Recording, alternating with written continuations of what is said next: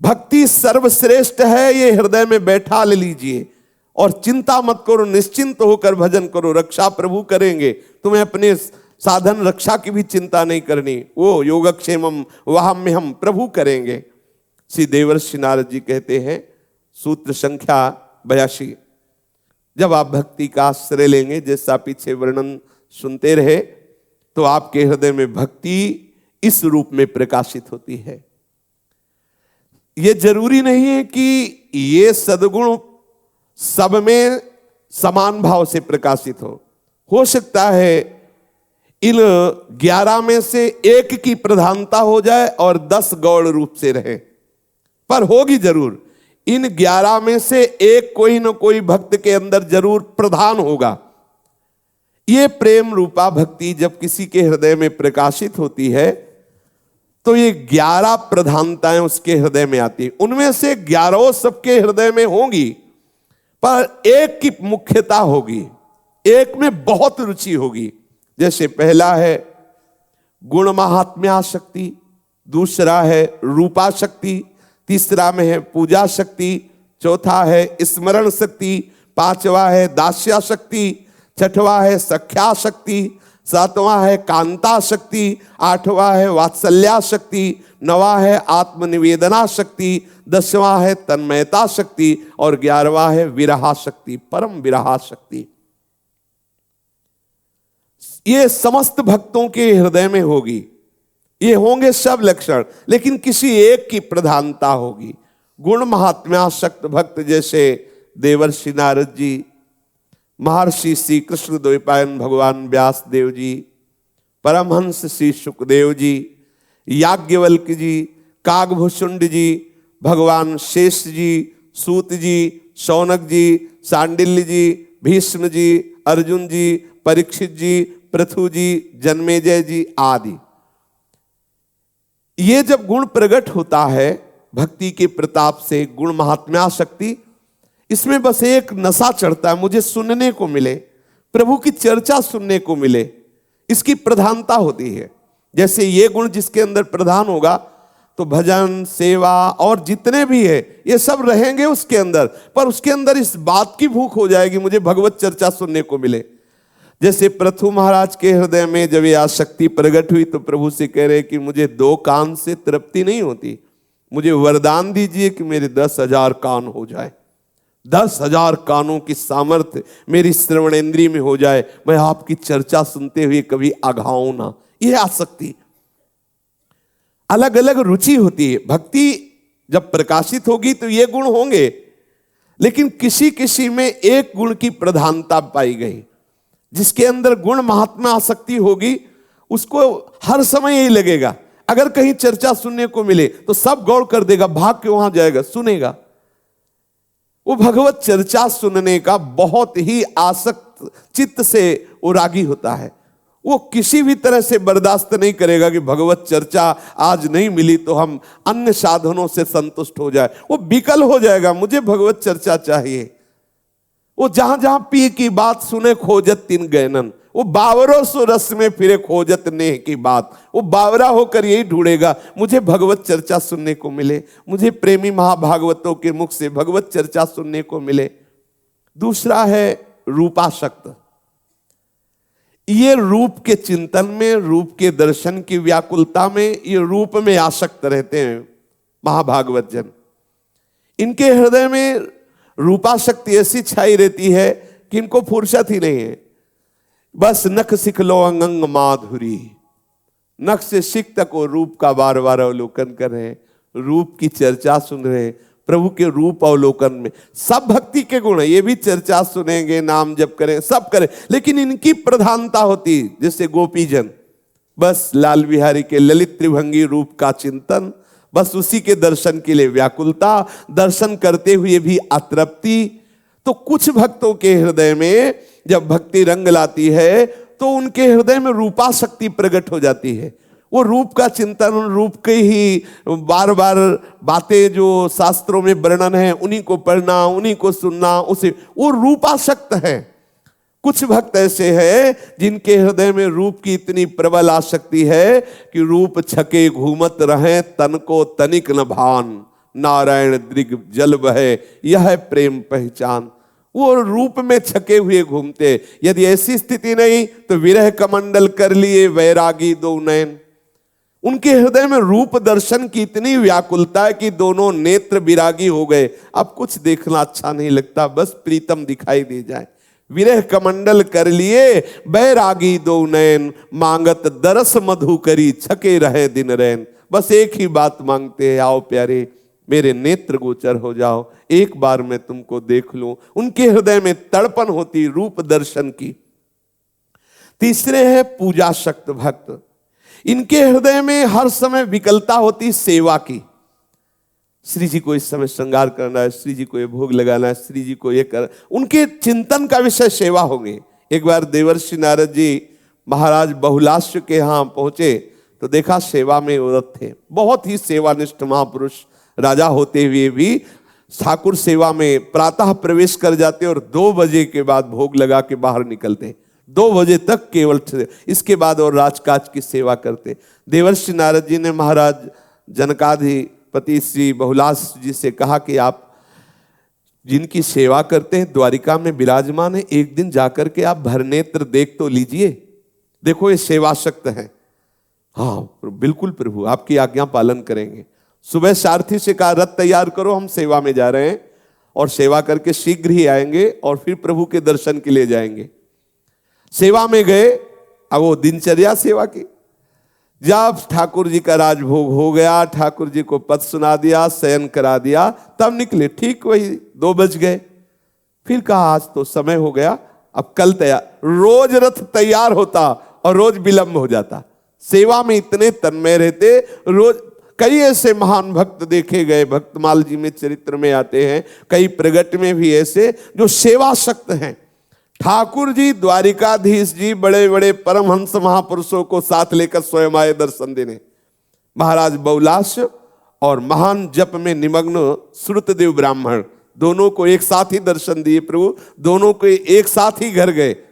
दोनों इस रहस्य को नहीं जान पाए। स्वयं प्रभु आए चल करके द्वारिका से और महाराज बहुलाश को नेत्रों का परम सुख प्रदान किया। सेवा सुख, सेवा शक्ति, उनको सेवा का ही विचार रहता है। जैसे श्री जयमल जी श्री प्रिया प्रीतम जी को शयन कराया और अपने महल में जे भी शयन में गए तो विचार किया कि अगर एक ऊंचा महल होता, उसकी ऐसे ऐसे खिड़कियां खुली होती, फिर उसमें प्रिया प्रीतम शयन करते, कितना अच्छा होता। निर्माण शुरू। ऐसे ऊपरी खंड में ऐसा निर्माण, सुंदर महल की रचना जिसमें प्रिया प्रीतम शयन करेंगे, सुंदर निर्माण करा के, सुंदर शैया, सुंदर सब। अब भावना में मगन प्रिया प्रीतम शयन कर रहे हैं और सीढ़ी लगा के जाना, सीढ़ी हटा लेना कि कोई दूसरा ना जा पाए। एक बार उनकी पत्नी को लगा कि आखिरकार ऐसा क्या है कि केवल यही जाते हैं, ना सेवक को जाने देते हैं, ना कोई किसी से बात कर बताते हैं कि है क्या उस महल में। तो जब वो शयन करा के गए तो सीढ़ी लगा के जब ऊपर गए तो देखा कि गौर श्याम जोड़ी शयन कर रहे। प्रिया प्रीतम तत्काल उतर के आए और जयमल जी को जब पता चला तो उन्होंने कहा तुमने हमारे प्रभु को विक्षेप क्यों दिया, वहां क्यों गई? बोले हमें देखना था कि आखिरकार इस महल में क्या है जो आप एकदम एकांत सेवन करते, कभी बताते नहीं, किसी को जाने नहीं देते। तो जयमल जी ने पूछा आपने क्या देखा? बोले देखा कि श्याम सुंदर के समीप गोरी प्रिया जो शयन किए हुए। ओहो, मेरे प्रिया प्रीतम का आपने दर्शन पाया, बड़े सौभाग्य।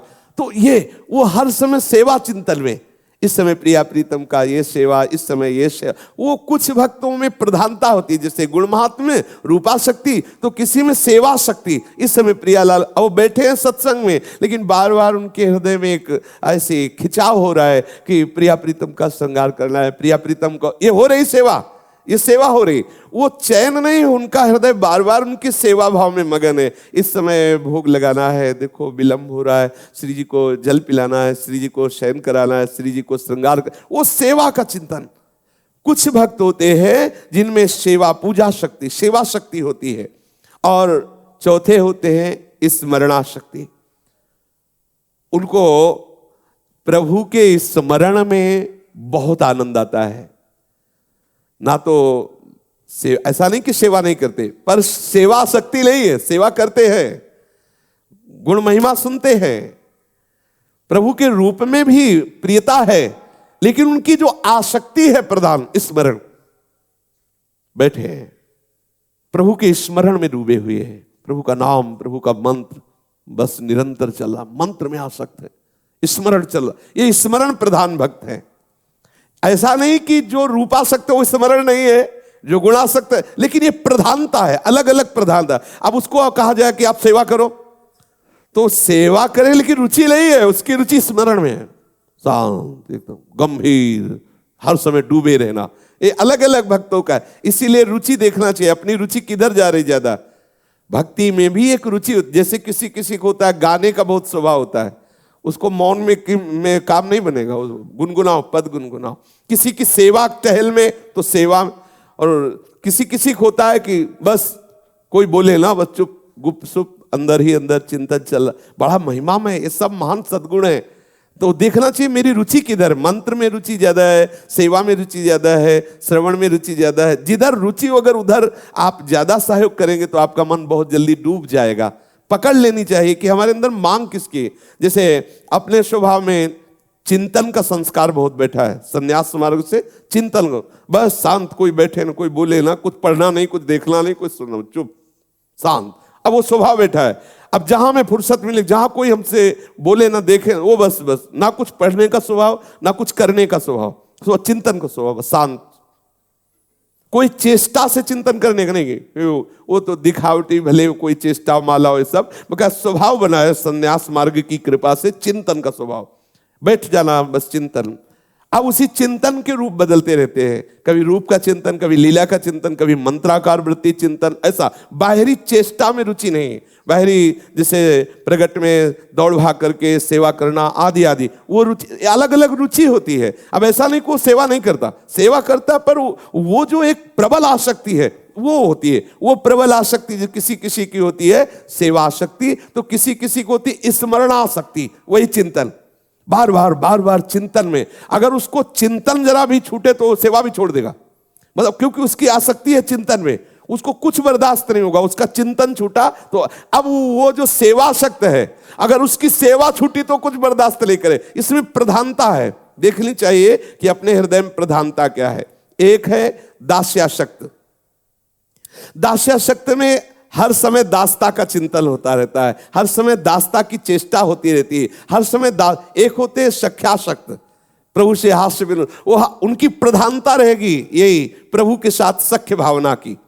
एक होते हैं कांतासक्त कि मैं प्रभु की पत्नी हूं, मैं प्रभु की रानी हूं, मैं प्रभु की प्रिया हूं, मैं प्रभु की, ऐसी भावना। वो सब भक्ति की बातें सुनेंगे सब कर, लेकिन उनकी चिंतन का विषय ये होगा, उनकी चेष्टा वही होगी, उनका आंतरिक हावभाव ये होगा कि प्रभु हमारे पति, मैं उनकी प्रिया। भक्त है, भक्तों की अलग अलग धारणाएं प्रकट होती है। वात्सल्यासक्ति, प्रभु को अपना बच्चा मानना भक्तों में होता है। तो क्या ये जो अन्य भाव वाले, इनमें भाव नहीं रहता है, गौड़ रहता है।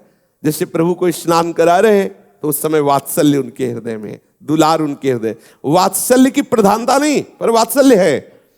जैसे सहचर्या है तो हमारे प्रिया प्रीतम हमारे पति है, हमारे स्वामी, हमारे जीवन धन है। जैसे एक पतिव्रता पत्नी अपने पति से प्यार करती है, ऐसे सहचर्या प्रिया प्रीतम से प्यार करती है। प्रिया प्रीतम ही हमारे प्रीतम है, वही हमारे पति, वही हमारे कांत है, वही हमारे स्वामी है, सब कुछ वही है। पूर्ण समर्पण, प्रधानता उनकी सहचरी की रहती है, भाव ये सब रहते हैं। ऐसे ही भक्त के अंदर जो वात्सल्य प्रधान है तो वो उनसे हंसेगा भी। जो जैसे देखो माँ अपने बच्चे से कभी देखो वैसे बिल्कुल, जैसा बच्चा तुतला के बोलेगा वैसे ही माँ तुतला के बोलेगी, जैसे बच्चा चलेगा वैसे ही माँ चलेगी। ये सख्य नहीं हो रहा, हास्य विनोद हो रहा, ये सख्यवत हो रहा, लेकिन प्रधानता वात्सल्य की है। ऐसे किन्हीं किन्हीं भक्तों में वात्सल्य की प्रधानता होती है। किसी में आत्मनिवेदन, पूर्ण शरणागति, मैं आपका हूं, मैं आपका हूं, उसकी चेष्टा, उसका बोलना, उसका चिंतन है आत्मनिवेदन, मैं प्रभु आपका हूं, प्रभु आप मेरे हो, आपके सिवा मेरा कोई।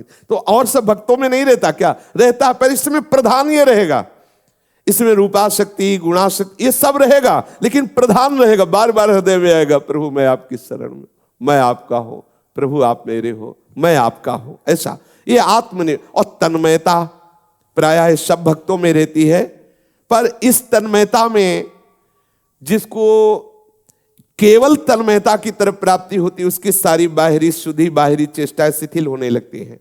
फिर उससे कोई क्रियाएं, बाहरी व्यवहार, ये सब सकुशल नहीं हो सकता, क्योंकि जिसमें तन्मय हुआ है अंतर्मुख से, फिर वो बाहर की चेष्टाओं में शिथिलता आने लगती। कोई कोई भक्त तन्मयता प्रधान होते हैं, वो तो और भक्तों में तन्मयता नहीं होती, क्या होती है, पर वो तन्मयता गौड़ होती हुई, जैसे सेवा परायण है तो सेवा करते हुए हैं उन्हीं में, पर वो तन्मयता जिसके अंदर तन्मयता की प्रधानता है, वो बाहर की चेष्टा रहित होता है।